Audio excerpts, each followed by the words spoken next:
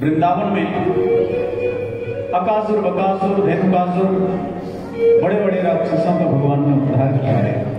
धेनुकासुर कौन है? ये देहात्यास है, भगवान ही इसका उद्धार कर सकते हैं। अघासुर ये पाप का ही रूप है, ये सांप के रूप में आया मारा। सांप में और पाप में अंतर नहीं होता, एक ही ऐसी मात्रा होती है। ये अघासुर का वर्णन आप सुनोगे, उसने अपने एक जबड़े को जमीन के अंदर और दूसरे जबड़े को आकाश में इतना उठा दिया, क्योंकि पाप भी जमीन से लेकर के आकाश तक व्याप्त है। जहां जहां हमारी मति बुद्धि काम करती है, वहां वहां तक पाप भी हमारे साथ ही रहता है। पाप को कहते हैं ग्वाल बालों को लेकर के भगवान ने उसके मुख में जाने को मना किया। इसका अर्थ यह है कि जब भी तुम पाप करने जाते हो, उस समय परमात्मा अव्यक्त रूप से हृदय में विद्यमान होकर के तुम्हें रोकते जरूर है। उनकी एक मंद गति की आवाज होती है, अंदर से स्पष्ट होता है कि ये काम ठीक नहीं है, ये पाप है, इसे नहीं करना चाहिए, लेकिन जीव मानता ही नहीं। उस पाप करने में उद्यत होता है और उसके फलस्वरूप ग्वाल बाल अघासुर के पेट में जाकर के मृत अवस्था को प्राप्त हो जाते हैं। जो भगवान के अनन्य प्रेमी होते हैं, भगवान ऐसे अनन्य प्रेमियों की रक्षा पाप को नष्ट करके कर लेते हैं। और भगवान ने इस अघासुर जैसे महादैत्य का वध किया और उसके बाद उनको जीवन शक्ति प्रदान की और सबको सजीव करके बाहर लेकर के आए। ये विस्तार रूप बहुत है महाराज, लेकिन अब समय का भी थोड़ा ख्याल है। अघासुर के मृत्यु के पश्चात ब्रह्मा जी को एक दिन लगा कि ये परमात्मा कैसा है, इसकी परीक्षा लेनी चाहिए। और उस दिन भगवान ने देखा जो है उनके प्रसाद में माखन मिश्री है, रोटी है, दाल है, चावल है और अदरक का अचार है, नींबू का, आम का सुंदर प्रसाद है। लेकिन मधुमंगल से कहने लगे, भैया तुम्हारी माता बहुत दिन से प्रयास करती थी कि मैं उनके घर का भोजन करूं, इसलिए तुम उनके घर का अपने घर से भोजन लेकर के आओ। मधुमंगल की जो है माँ बहुत दिन से प्रयासरत थी। आज मधुमंगल दौड़ कर गए, अपने घर में पहुंचे और पूछने लगे, माँ भगवान को भूख लगी है और उन्होंने आपके हाथ का भोजन मांगा है। उनकी माँ बड़ी प्रसन्न हुई, लेकिन कहने लगी, बेटा अभी तो भोजन बना नहीं है, शाम को कढ़ी बनाई थी और वो तो रात को रखी हुई खट्टी हो गई है, अगर चावल जल्दी हो तो उसको ले जाओ, भोजन तो भी टाइम में बनेगा। लेकिन भोजन का समय हो चुका था। उन्होंने सोचा कोई बात नहीं, एक मिट्टी के बर्तन में खट्टी कड़ी को लेकर के मधुमंगल चलने लगे और वहां भगवान के करीब जब पहुंचे तो मन में सोचने लगे, जिसके पास में इतनी सुंदर व्यवस्था है, जिसके लिए दाल चावल सब कुछ है, बड़े बड़े सुंदर अचार है, भोजन है, वो मेरी इस खट्टी कड़ी को क्यों खाएगा और मैं क्यों दूंगा ये, क्योंकि उनके सामने मेरी बेइज्जती होगी, इसको मैं ही पी जाता हूँ। मधुमंगल उस कड़ी को पीने लगे। भगवान श्री बालकृष्ण ने देखा कि ये कड़ी को पिए जा रहे हैं, तो तुरंत पीछे से आकर के दौड़ करके कहने लगे, भैया इसको पूरा मत पीना, ये मेरे लिए है, तेरे लिए नहीं है। तेरी माता ने बहुत दिन से मुझे विचार किया था, आज मैंने संकल्प लिया है, जो भी कुछ मिलेगा तुम्हारे घर का मैं खाऊंगा। और पास में आ गए, तब तक तो मधुमंगल ने सारी कड़ी को पी लिया, बर्तन पटक दिया, टूट गया। टूटा हुआ बर्तन मिट्टी का मुंह से चाटने लगे गोविंद, और वो देख करके ब्रह्मा जी को महामोह की उत्पत्ति हुई। बड़ी सुंदर लीला है। कहीं इसको महापुरुषों ने ब्रह्मा के मोह भंग की लीला बताई है। श्रीधर स्वामी ने इस लीला को सर्वोदय नाम दिया है, अर्थात परमात्मा श्री कृष्ण उस दिन सारे ब्रज में ग्वालवाल होकर के जाएंगे, इसका नाम सर्वोदय नाम से दिया श्रीधर स्वामी ने। और हुआ ये कि ब्रह्मा जी के मन में शंका हो गई, ये ब्रह्म नहीं हो सकता, ये छोटे छोटे बच्चों के झूठे को खाने वाला कैसे ब्रह्म हो सकता है। ब्रह्मा जी आश्चर्यचकित हुए, उन्होंने बछड़ों को हरण करके ब्रह्मलोक में सुला दिया। और इधर भगवान श्री कृष्ण ने जब बाल भोग किया, सबको खाना पीना हो गया, तब कहने लगे बछड़े कहाँ हैं? भैया बछड़े तो हमको पता नहीं है, तो तुम यहीं रहो, मैं बछड़ों को लेके आता हूं। और भगवान गए, पीछे से ब्रह्मा जी ने ग्वाल वालों का विहरण किया और उनको भी ब्रह्मलोक में जाके योग निद्रा में सुला दिया। सभी लोग सो गए। काफी समय बाद भगवान सोचने लगे, बछड़े नहीं मिले। उधर आके देखा तो ग्वालवाल में नहीं मिले। तब समझ गए ये सारा वृत्तांत ब्रह्मा जी का है, अब ब्रह्मा जी को भी सबक सिखाना ही होगा। इस विचार से भगवान ने एक सुंदर लीला बनाई और जितने ग्वालवाल थे उतने ग्वालवाल अपने शरीर से उत्पन्न किए, जितने बछड़े थे उतने बछड़े। पता है भगवान ने लीला क्यों की? क्योंकि भगवान श्री कृष्ण माँ यशोदा की गोदी में जिस समय बैठे होते थे, उस समय ब्रज की सभी गोपियां मन में विचार करती थी, हे परमात्मा, माँ यशोदा का कितना बड़ा सौभाग्य है कि इनकी गोदी में जो इनका पुत्र बनकर के बैठा है वो साक्षात सुंदरता की मूर्ति है।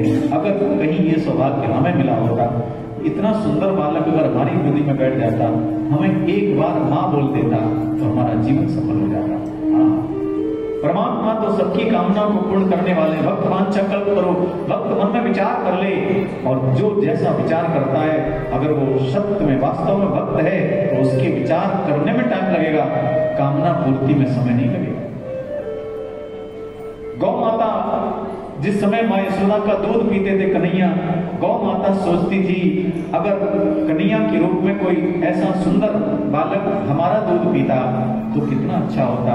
भगवान ने कहा तथास्तु, मैं तुम्हारी कामना भी अवश्य पूर्ण करूंगा। आज वो दिन आ ही गया। भगवान सभी ग्वाल वालों के रूप में और सभी बछड़ों के रूप में आज गोकुल के अंदर प्रविष्ट हुए हैं। आज गोकुल अनुराग के रंग में रंग गया। आज ग्वाल बाल नहीं है, आज बछड़े नहीं है, आज कन्हैया सब कुछ बन करके आ रहे हैं। पूरे गोकुल में घर घर में कन्हैया हो गए। गौ माता जो दूध देना बंद कर चुकी थी, जिसको कई महीने बीत गए, आज वो गौ माता जो है वात्सल्य भाव से उमड़ पड़ी, उनकी स्तनों में दूध टपकने लगा और भगवान बालकृष्ण बछड़े बनकर के उनका दूध पीने लगे। आज गोकुल की माताओं ने कन्हैया को हृदय से लगा लिया। वो अपने बच्चे का ही रूप देख रही हैं, अपने बच्चे की आकृति देख रही हैं, लेकिन उन्हें पता नहीं वो आकृति उनके बच्चे की है, लेकिन वास्तव में भगवान श्री कृष्ण को हृदय से लगा रहे हैं। आज गोपियों का मन आनंद से भर गया, गौ माताओं का मन आनंद से भर गया। ये क्रिया चलती रही 1 वर्ष तक। ब्रह्मलोक में सभी लोग सोते रहे, जो असली ग्वालवाल थे वहां सोते रहे, और भगवान की लीला यहाँ इसी प्रकार से चलती रही। 1 वर्ष तक भगवान ने पूरे गोकुल को कृष्णमय बना दिया। घर घर में कृष्ण, घर घर में कृष्ण, गौशाला में कृष्ण, घर में कृष्ण, चारों तरफ पूरे गोकुल में, पूरे वृंदावन में कृष्ण ही कृष्ण नजर आते हैं। ब्रह्मा जी ने देखा, आखिर जाके देखूं तो सही वो क्या लीला कर रहा होगा। उसके ग्वाल बाल तो मेरे पास हैं, अब तो वो बैठ करके रो रहा होगा, शोक मना रहा होगा। जब आकर के देखा तो ब्रह्मा जी देखते हैं कि वही ग्वाल बाल, वही बछड़े, वही लीलाएं, कोई तनिक भी भेद नहीं। ऐसी लीलाओं को देखकर ब्रह्मदेव आश्चर्यचकित हुए और वो वापस अपने ब्रह्मलोक में पहुंचे। वहां जाके देखा सब लोग सोए हुए, वहां भी वही ग्वाल बाल, यहां भी वही ग्वाल बाल। ब्रह्मा जी के चारों माथे घूम गए, चौगनी बुद्धि विकृत हो गई। हे भगवान, ये क्या, मैं समझ नहीं पाया। ब्रह्मा जी नीचे आए, परमात्मा अंतर ध्यान हुए और ऊपर पहुंचे। ब्रह्मलोक में जाकर अपने शरीर को ब्रह्मा के रूप में परिणित किया। अंदर जाकर कहने लगे, ऐसा करना, आजकल बहुत से लोकल ब्रह्मा भैरविया बन करके घूम रहे हैं, अगर कोई द्वार पर आए प्रवेश वर्जित है, मना कर दे। भगवान अंदर बैठ गए। इधर से असली ब्रह्मा जी जब अपने लोक में गए, अंदर जाने लगे, द्वारपाल बोले, कौन, कहां से आए हो? कहने लगे, तुम पागल हो गए हो क्या, तुम्हारी बुद्धि खराब है? अरे बोले, बुद्धि हमारी नहीं, तेरी खराब है।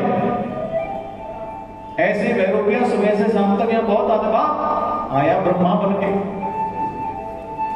इस प्रकार से अपने ही द्वारपालों को डांटते हुए सुनकर के ब्रह्मा जी फिर परेशान हो गए, ये क्या हुआ, मेरे ही द्वारपाल मुझे ऐसे स्वर में कैसे बोल सकते हैं? इनको हुआ क्या, क्या किसी ने कुछ कर दिया है? अनेक अनेक तर्क करने लगे, लेकिन बात समझ नहीं पाए। ब्रह्मा जी पूछने लगे, भैया तुम ठंडे दिमाग से समझो, मैं इस लोक का अधिष्ठाता ब्रह्मा हूं और तुम सब मेरे नौकर हो। वो कहने लगे, महाराज बस क्षमा करिए, तुम भैरविया बन करके आते हो ना, इसका मतलब ये नहीं कि हम तुमको माथे पर बिठा लें, तुम ब्रह्मा बन जाओ। हमारे महाराज तो अंदर बैठे हैं। अच्छा, तुम्हारे महाराज अंदर बैठे हैं? तब ब्रह्मा जी समझ गए, ये कोई महाराज नहीं, ये तो वही टेढ़ी टांग वाले ब्रह्मा बन के बैठा हो। कहा, अच्छा भैया एक बात बताओ, क्या मैं तुम्हारे महाराज से मिल सकता हूँ? बोले, हाँ मिल सकते हो। तो ठीक है, हम उनसे पूछ के आते हैं। पूछने के लिए गए, भगवान से पूछने लगे, प्रभु एक ब्रह्मा बन के भैरविया द्वार पर ही खड़ा है, आपने जैसा कहा बिल्कुल सत्य वैसा ही हुआ। अब आप कहें वो आपसे मिलना चाहता है, उसको अंदर प्रवेश दें क्या? भगवान ने कहा ठीक है, आने दो। जैसे ही ब्रह्मा जी अंदर गए, भगवान अंतर ध्यान सोना हो गया। फिर ब्रह्मा जी इधर उधर घूमते रहे, कुछ नहीं मिला। वापस ब्रह्मा जी नीचे आए। नीचे आकर के भगवान की उन बाल लीलाओं के रूप में असली बीच में जो भगवान विद्यमान थे, उनको ब्रह्मा जी ने प्रणाम किया, बड़ी सुंदर स्तुति की। नौमीयते प्रपंसे तड़ितांबराय मुंजावतंस परिपिच्छल सन्मुखाय वन्यस्त्रजे कमल मित्र विषाण वेणु लक्ष्मश्रिये क्रदुपते पशुपांगजाय नौमीयत्रे प्रपंसे तड़ितांबराय। सूर्य की रश्मियों के समान पीतांबर को, पीले पीतांबर को धारण करने वाली, हे परात्पर अखिलेश्वर परब्रह्म परम शक्तिशाली, हे परमात्मा, मैं आपके प्रभाव को जान नहीं पाया, मैं आपको समझ नहीं पाया। आपने मुझ जैसे अज्ञानी को ये सुंदर दृश्य दिखा करके मेरे ज्ञान का हरण कर लिया है, मैं समझ गया। इतने में भगवान ने अपने जो ग्वाल बाल बनाए थे उनके ऊपर से पर्दा हटा दिया और सब के सब कृष्ण के रूप में परिवर्तित हो गए। जितने भी ग्वाल बाल, जितने बछड़े, सब के सब कृष्ण बन गए। चारों तरफ ब्रह्मा जी देखें और चारों तरफ कृष्ण का दर्शन करके चारों मुकुट उतार करके गोविंद के चरणों में विराजमान कर दिया। आप मुझे क्षमा करें, मुझे मेरी रक्षा करें। ब्रह्मा जी के मोह की निवृत्ति हुई। भगवान ने अपने सारे स्वरूपों का आकर्षण किया, सबको बंद कर लिया, खींच लिया, सब अंतर ध्यान हुए और अकेले भगवान श्री कृष्ण रह गए। भगवान ने जो है ब्रह्मा जी को आदेश किया, अब हमारे असली ग्वाल बालों को लेकर के नीचे आओ। और फिर ब्रह्मा जी असली ग्वाल बालों को लेकर नीचे आए।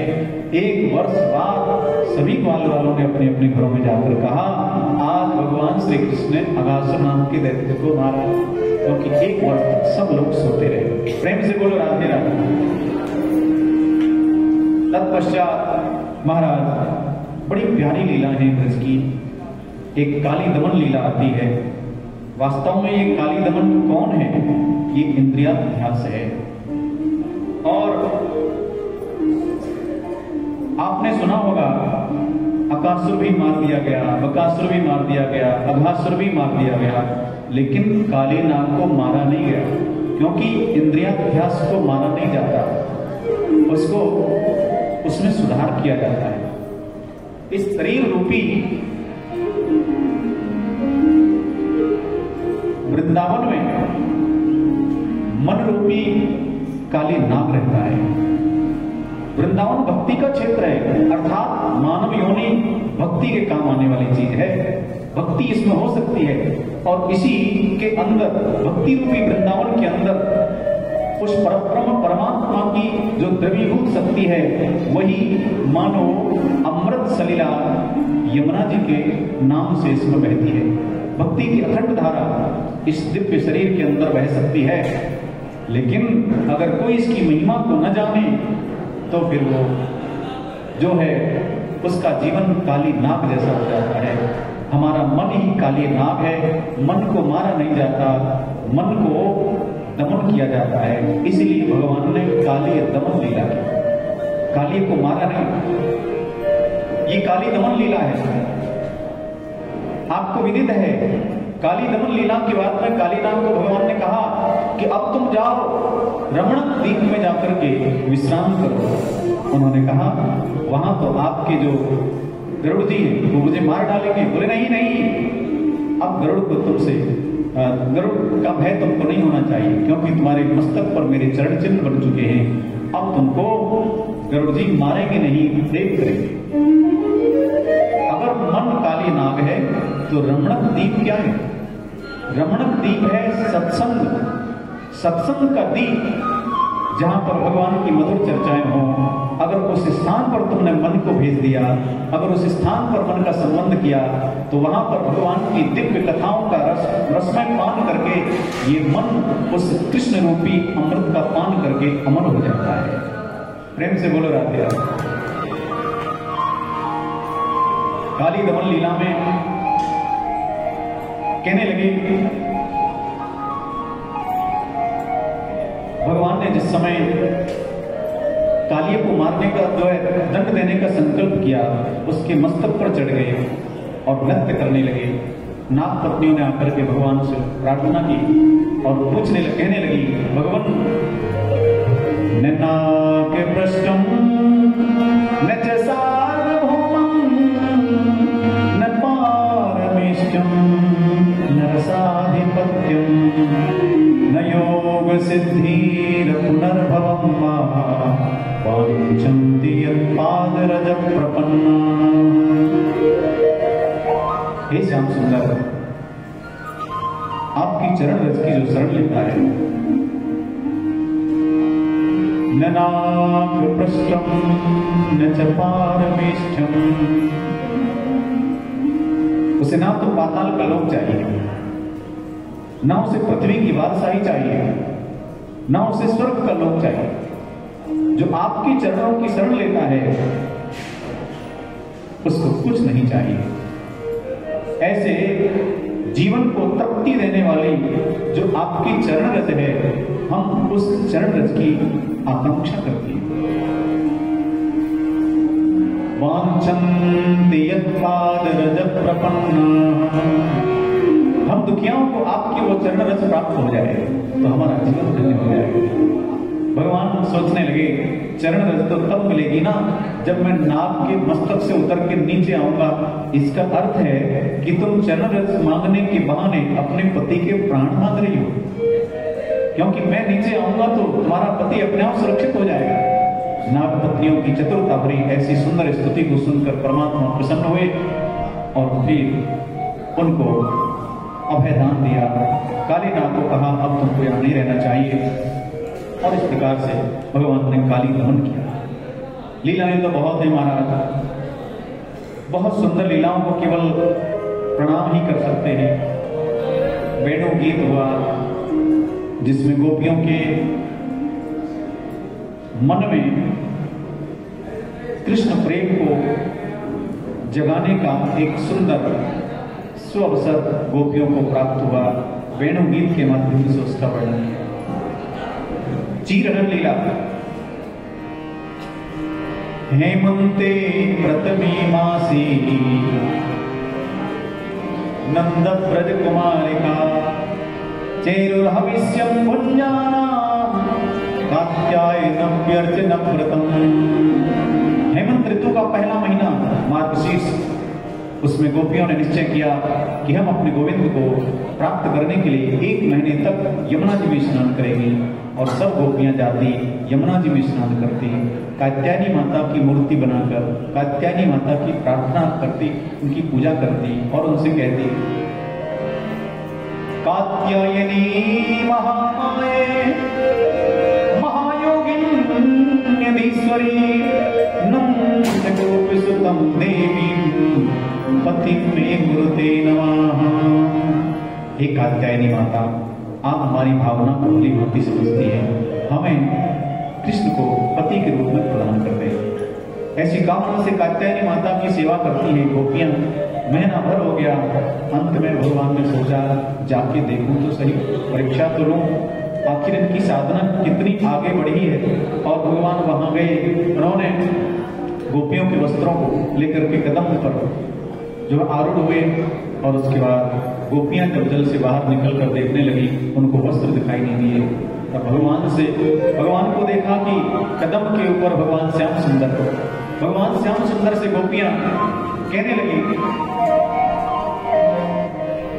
श्याम सुंदर ते दास्य करवाम तबोदितम देहि वासांसि धर्मज्ञ नोचे द्राग्ये ब्रुवामहे।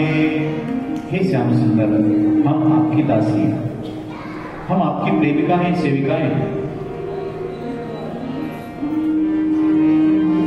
हे धर्मज्ञ, देहि वासांसि धर्मज्ञ, हे धर्म को जानने वाले, हे धर्म के मर्म को जानने वाले, आप हमें वस्त्र प्रदान करें।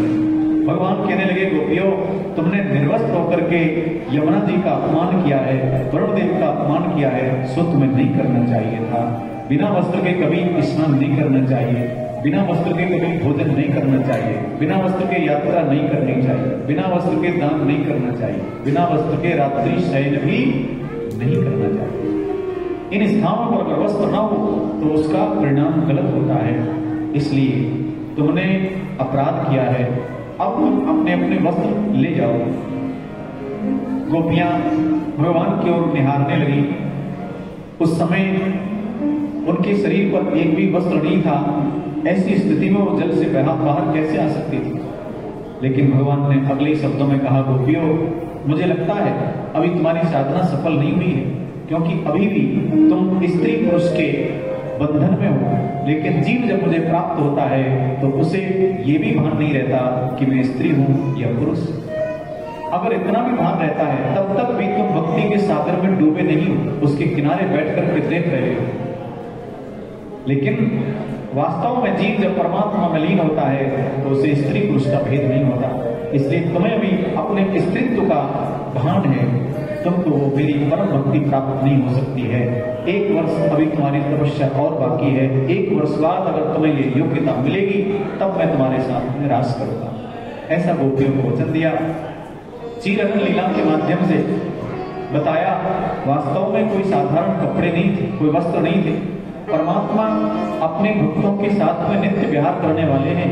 परमात्मा तो सर्वांतर्यामी हैं, वो तो सबके हृदय को देख लेते हैं और उसमें कितनी कमी है वो भी जान लेते हैं। लेकिन जीव है कि परमात्मा को नहीं देख पाता और उसमें कारण है उसकी वासना।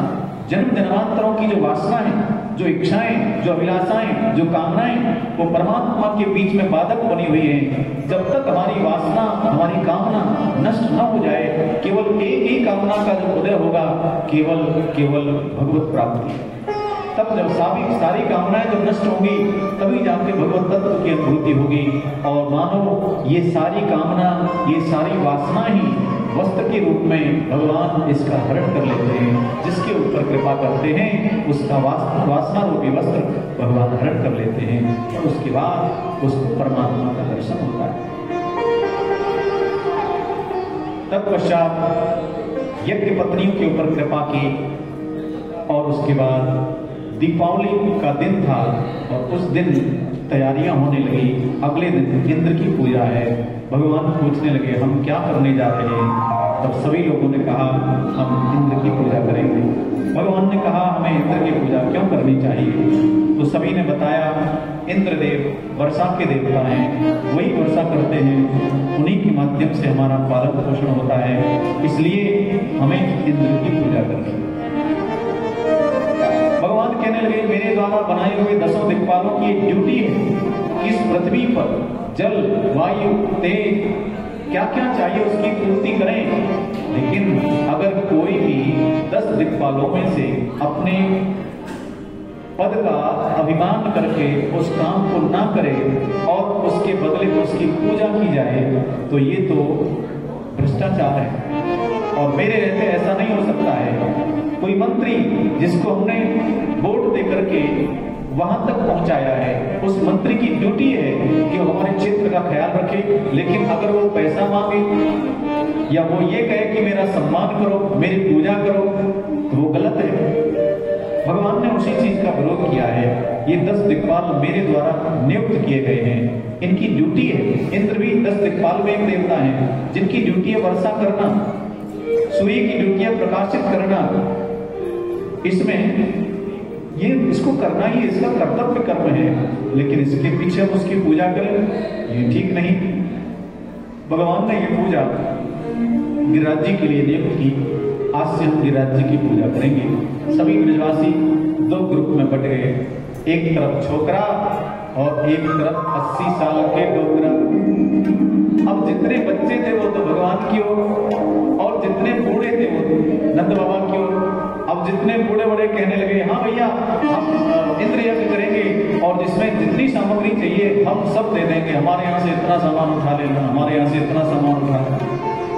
भगवान कहने लगे उठाएगा कौन? उठाने वाले तो सब इधर आ गए। तब भगवान की बातों को समझ गए और सबने एक स्वर में कृष्ण भगवान का समर्थन किया और सभी लोग गिरिराज पूजा के लिए तैयार हुए। नंद बाबा ने कन्हैया को बिठाया और कहने लगे लाला जो तेरो भगवान है क्या वो हमें दर्शन दे सकता है? बाबा मेरा भगवान इतना सरल है, तुम जो चाहोगे वो सो दे सकता है, लेकिन मैं जैसे कहूं वैसे तुम उनकी पूजा करो। और भगवान ने सभी ग्वाल वालों को लिया, नंद बाबा और सबको पूरे ब्रज को लेकर के भगवान गिरिराज जी की शरण में गए। जो सामग्री बनाई थी इंद्र पूजा के लिए वो सारी सामग्री गिरिराज पूजा के लिए उपस्थित हुई और गिरिराज जी में सारी सामग्री को रखे और कहने लगे देखो भैया आज मेरे भगवान सबके सामने प्रकट है कि भोग लगाओ, अपने अपने हाथों से सब लोग मेरे भगवान को भोग लगाओ। ये बात सुनकर के ब्रजवासी बड़े आनंदित हुए। भैया वर्षों बीत गए हमने कभी इंद्र देव के दर्शन नहीं किए, लेकिन आज अगर हम तेरे देवता के दर्शन कर लेंगे तो हम तो मान जाएंगे लाला। सभी लोग तैयार हुए, पूजन की तैयारियां हुई और सबसे पहले ब्रजवासियों से कहा गया भैया जाओ यमुना जल लेकर के आओ, गिरिराज जी का अभिषेक करेंगे। गिरिराज जी के अभिषेक की व्यवस्थाएं होने लगी। बेचारे ब्रजवासी दौड़ दौड़ करके यमुना जी में से जल लाने लगे, लेकिन यमुना जी बहुत दूर थी, थक गए। कन्हैया से आके कहने लगे भैया कन्हैया एक तो तेरो देवता इतना बड़ो लंबो चौड़ो है कि या में अगर 1-2 बाल्टी पानी डालो जाए तो कहा हो, सो भैया हमारे बस की बात नहीं है, हम इतना पानी नहीं डाल सकते। भगवान कहने लगे ऐसी बात है तो तुम सब लोग गंगा जी का ध्यान करो। मन से अगर तुमने ध्यान किया तो गंगा जी आ ही जाएंगी। और उसी समय सब लोगों ने ध्यान किया, उसी के फलस्वरूप गंगा जी का आगमन हुआ। बोली गंगा महारानी की भगवती गंगा जी गिरिराज जी में प्रकट हुई और फिर मानसी गंगा के नाम से विख्यात हुई। मन से ध्यान करने के कारण मानसी गंगा। सब लोगों ने जल लेकर के भगवान गिरिराज जी का अभिषेक किया। उसके बाद गिरिराज जी पर दूध चढ़ाया, दही चढ़ाया, फिर महाराज पंचामृत सारा स्नान करने के बाद फिर शुद्धोदक स्नान कराया, फिर भगवान की षोडशोपचार से पूजा की। इसी बीच में ग्वाल बाल कहने लगे, भैया कन्हैया तेरे मौतें हमने सुनी है, तू कह रहे हो तेरो देवता सबके सामने प्रकट है के दर्शन देवो, लेकिन हमने तेरो स्वरूप तेरो देवता अभी तक देखो नहीं है। इतने में भगवान ने बड़ी सुंदर लीला की और भगवान बहुत सुंदर रूप धारण करके और मुखारविंद के अंदर प्रविष्ट हो गए। बहुत सुंदर विशाल काय मूर्ति बना करके गिरिराज जी की और उनके समक्ष प्रकट हो गए। बोली गिरिराज महाराज की जय हो। कन्हैया उनका अपने हाथों से पूजन करने लगे। कन्हैया अपना ही पूजन कर रहे हैं। कितनी सुंदर छवि है, कितना सुंदर रत्न है, कितना सुंदर वर्णन है। आप कभी गिरिराज जी तो गए होंगे, गिरिराज जी में आपने दानघाटी में मुखारविंद को दर्शन किया होगा, कितना सुंदर है वहां। लेकिन जिस समय असली भगवान श्री कृष्ण गिरिराज जी बने होंगे उस समय क्या सुंदरता रही होगी।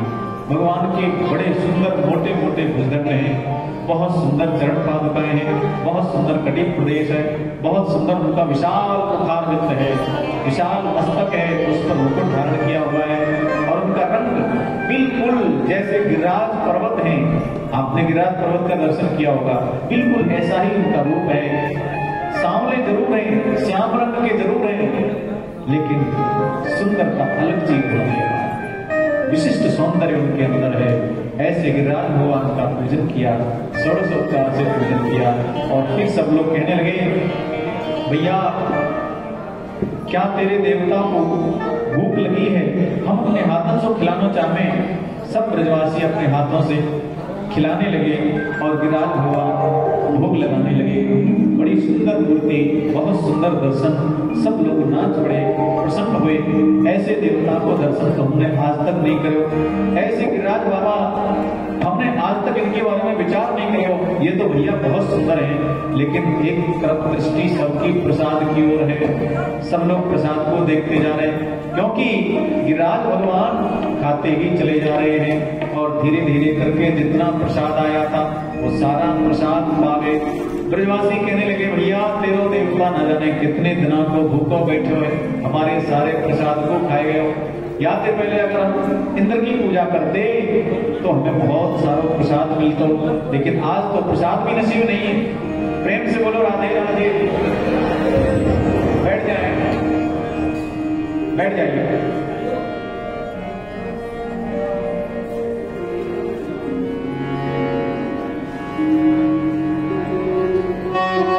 बैठिए बैठिए।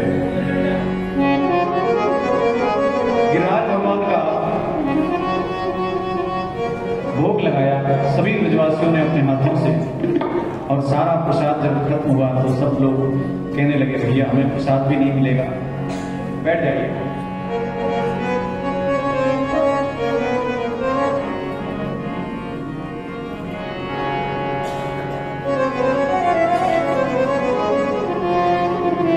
भगवान कहने लगे, सब लोग नेत्र बंद करो। सब लोगों ने आंखें बंद की तो देखा गिरिराज जी की तलैटी में जितनी सामग्री ब्रजवासी लेकर के आए उससे भी चौगुनी सामग्री और उससे भी अच्छी अच्छी मिठाइयां प्रकट हो गई। बोली गिरिराज महाराज की। भगवान ने सभी ब्राह्मणों को निमंत्रण दिया और सबको पंक्ति लगा करके बिठाया और सभी ब्रजवासियों को बिठाया। अपने हाथ से कन्हैया भोजन कराने लगे। ब्रजवासी पेट पर हाथ फेरते हुए कहने लगे, भैया कन्हैया ऐसा प्रसाद तो हमने आज तक नहीं चाखो। लाला यहाँ प्रसाद में तो बहुत सुंदर स्वाद है। भगवान कहने लगे, ये मेरा प्रसाद नहीं है भैया, ये तो गिरिराज बाबा का प्रसाद है। आज गिरिराज भगवान के प्रसाद को पा करके सब लोग बड़े प्रसन्न हुए, बड़े धन्य हुए, तृप्त हुए। सब लोगों ने भोजन किया, लेकिन प्रसाद खत्म नहीं हुआ।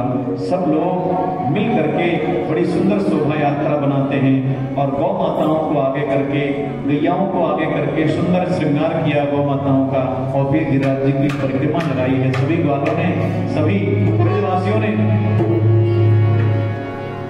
ऐसी ही दिव्य परिक्रमा को पूर्ण करने के बाद भगवान ने पुनः गिरिराज जी का पूजन किया और फिर सबको कहा अब आप सब लोग लौट करके जाइए, गिरिराज भगवान आज से आपकी रक्षा करेंगे, अब यही आपके देवता हैं। ये सारी खबर जब इंद्रदेव ने सुनी, वो नाराज हुए, क्रोधित होकर के सांवर्त नाम के मेघों को बुलाया, सारा वृक्ष नष्ट कर दो आदेश दिया। मूसलाधार वर्षा होने लगी। सभी लोग समझ गए ये इंद्र का ही प्रकोप है। द्वारिक भगवान के पास में आए और कहने लगे, हे गोविंद आप ही हमारी रक्षा करो, हमने आपको पहले ही बोला था ये इंद्र कुपित होगा और हमें दंडित करेगा। भगवान ने कहा जिन गिरिराज जी की तुमने पूजा की है वही गिरिराज जी तुम्हारी रक्षा करेंगे। और भगवान सबको लेकर के गिरिराज जी की तलेटी में आए। वो दिव्य लीला है महाराज। इस लीला में भगवान ने वो किया जो अपरिमेय परमात्मा स्वयं जो लीला करते हैं वो उनकी साक्षात लीला यहाँ पर प्रकट हुई। और गिरिराज पर्वत को भगवान ने इशारा किया और एक हाथ से ही उनको उठा करके और अपने बाम आंख में अपनी कनिष्ठिका के ऊपर धारण किया। साथ को उसके गिरिराज पर्वत आकाश में छत्र बन करके खड़ा हो गया और भगवान ने अपनी केवल एक उंगली के ऊपर उसको धारण किया। 7 दिन बीत गए, 7 रात्रि, एक क्षण भी न कोई सोया, न किसी ने कुछ भोजन किया, न कोई मलमूत्र करने गया, न किसी को व्याकुलता हुई, न किसी को घर की याद आई, न किसी को सारी मनोवृत्तियां सारी चेष्टाएं गायब हो गई। ये बहुत दिव्य लीला है। गिरिराज पूजा कोई साधारण लीला नहीं है। गोवर्धन धारण जो लीला है इसमें परमात्मा की संपूर्ण भगवत्ता सिद्ध हुई है, संपूर्ण भगवत्ता प्रकट हुई है मानो। क्योंकि 24 घंटे अगर किसी की आंखें ना लगे तो आंखें लाल हो जाए। 7 दिन बीत गए, ना तो सरकार सोए और ना कोई भक्त सोया है। इस आनंद में डूब गए क्योंकि परमात्मा का जो आनंद है वो लाखों करोड़ों गुना हमारी कल्पना से परे है।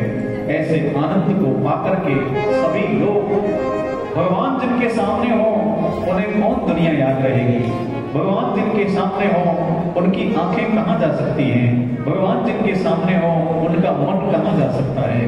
आप अपने शरीर से दुखी हो सकते हो लेकिन अगर आपका मन प्रसन्न है तो शरीर के दुखों का याद ही नहीं रहता, भान ही नहीं रहता। इसलिए भगवान के समक्ष सभी लोग उस दिव्य आनंद और उस अनुभूति को प्राप्त हुए जो करोड़ों वर्षों तक समाधि लगाने के बाद योगी जिस स्थिति में अपने मन को पहुंचाते हैं वो सारी स्थिति भगवान के यहाँ पर प्राप्त हुई। और इसलिए वो सारी चेष्टाओं से हीन हो गए। कोई चेष्टा किसी की नहीं हुई, न किसी से बोलने की इच्छा हुई। सब टकटकी लगाकर भगवान श्याम सुंदर के मुखारविंद को देखते और वो छत्र बना करके भगवान कभी किसी को पीठ नहीं दिखाते। यहाँ ये भी बड़ी सुंदर लीला है कि चारों तरफ ग्वाल वाले हैं, चारों तरफ गौ माता है, चारों तरफ गोपियां हैं, चारों तरफ गोपगण हैं, लेकिन कोई भी भगवान की पीठ को नहीं देख रहा। सब सन्मुख से भगवान का दर्शन कर रहे हैं। सब लोग ऐसा सोच रहे हैं भगवान मेरे ही सामने खड़े हैं और सबको भगवान का दर्शन हो रहा है। ये दिव्य लीला संपन्न हुई। 7 दिन बीत गए। भगवान ने देखा कि इंद्र की सारी शक्ति खत्म हो गई, सारा जल खत्म हो गया, 7 समुद्र खाली हो गए। सांवर्तक नाम के जो प्रलयकारी मेघ थे वो भी केवल छोटे से ब्रज को नष्ट नहीं कर पाए, जो तीनों लोगों को नष्ट कर देते हैं, जो तीनों लोगों को पानी में डुबा देते हैं, जो तीनों लोगों को बहा देते हैं। ऐसे सामर्थ्यवान सांवर्तक मेघ ठप करके मूर्छित होकर गिर पड़े। हे देवराज हमारे सामर्थ्य से परे। क्यों? रिपोर्ट आई है, अभी अभी ब्रज से रिपोर्ट आई है कि जितना जल डाला गया एक बूंद भी पानी ब्रज में नहीं है। आज ब्रज में आज भी धूल उड़ रही है। 7वें दिन तक बड़ा आश्चर्य हुआ, इंद्र को अपनी भूल का एहसास हुआ और वो तुरंत समझ गए ये कोई साधारण बालक नहीं है, ये तो वही है जिसकी हमको कल्पना थी, ये साक्षात भगवान ही है। इंद्र आए, ऐरावत हाथी को सुरभि गैया को लेकर के आए और भगवान ने जब बारिश बंद हो गई, बादल छट गए, सूर्य निकल आए, अंधेरा खत्म हो गया, तब भगवान ने गिरिराज जी को वापस यथास्थान विराजमान किया और फिर इंद्र के अभिषेक को स्वीकार किया। इंद्र ने बड़ी सुंदर 12 श्लोकों से भगवान की स्तुति की। बहुत प्यारा दृश्य है। और इसके बाद उसी दिन से आज तक हम गिरिराज जी की पूजा कर रहे हैं। आज हम भी यहाँ इस प्रांगण में भगवान गिरिराज जी का आह्वान करेंगे। भगवान की कथा में वचन दिया है, कोई भी देवता को बुलाया जाए और जो देवता स्वाभाविक रूप से जिनकी पूजा होती है, ऐसे देवता अपनी पूजा को स्वीकार करने के लिए आते हैं। हम सभी लोग, सभी श्रोताओं के साथ, व्यास गद्दी के साथ सम्मिलित होकर के गिरिराज भगवान से प्रार्थना करेंगे। वो इतने दयालु हैं कि भगवान के कहने से सगुण साकार रूप लेकर के भगवान ने भोग लगाया। ऐसे गिरिराज भगवान हमारे यहाँ पर आकर के हमारे भोग को स्वीकार करेंगे। ऐसी कामना के साथ आप सभी लोग गिरिराज भगवान को आवाहित करेंगे। बोली गिरिराज महाराज की जय, बोली गिरिराज महाराज की जय हो। मैं तो गोवर्धन को जाऊं मेरे वीर नाय माने मेरो, मैं तो गोवर्धन को जाऊं मेरे वीर नाय माने